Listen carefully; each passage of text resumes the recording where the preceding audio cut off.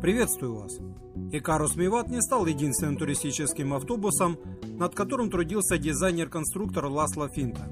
Вскоре после того, как в серию пошел знаменитый Икарус 250, он в 1971 году начал разработку своего междугороднего туристического автобуса, в котором были учтены бы все аспекты будущего автобуса, включая комфорт и безопасность пассажиров.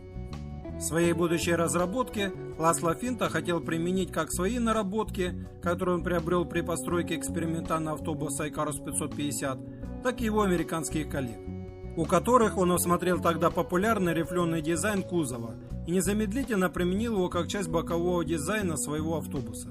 Прототип будущего автобуса, как по узлам и деталям, так и по конструкции кузова, базировался на том же серийном автобусе Икарус 250, но с некоторыми изменениями, отчего он получился совсем необычным. И первое, что сразу бросалось в глаза, так это его измененный кузов, в котором также было изменено внутреннее расположение не только пассажирских мест, но и водителя. А сам автобус был немного выше 250-го Икаруса и имел своеобразную ступенчатую форму кузова. Такое расположение пассажирских мест, где они были расположены выше обычного, имело свои плюсы. В случае бокового удара пассажиры имели больше шансов выжить или минимизировать получение серьезных травм. А для большей безопасности пассажиров все пассажирские места имели ремни безопасности, а также были установлены дополнительно усиленные стойки для предотвращения складывания крыши в случае аварии автобуса с опрокидыванием. С поднятием пассажирских мест появилась возможность сделать более вместительное багажное отделение, стенки и люки которого были также усилены. Не забыли конструктора, в число которых кроме Ласло Финта входили также Иван Бода и Янаш Начинаки, о безопасности и лучшего обзора водителя, установив водительское место на полметра ниже уровня пола салона, что давало лучший обзор спереди и способствовало лучшей оценке критических ситуаций. Водительское кресло имело подголовник и ремень безопасности, а руль водителя для минимализации травм о рулевое колесо сделали уже складным, чего ранее модели автобусов не имели.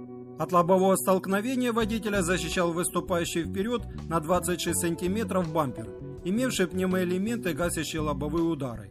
А на сам бампер закрепили толстый слой спененного материала с алюминием внутри, поверх которого закрепили квадраты из пенопласта. Из такого же материала был сделан бампер сзади. К комфорту салона тоже подошли творчески, установив в салоне удобные комфортабельные кресла, которые имели индивидуальное освещение и вентиляцию. В салоне были дополнительно установлены кондиционер, мини-кухня с холодильником, а также туалет с умывальником. А в задней части имелся своеобразный VIP-салон с 6 повернутыми на 90 градусов креслами. Для лучшего обзора и прохождения естественного дневного света внутрь автобуса имелись большие широкие окна, в том числе и спереди, над водительским сиденьем.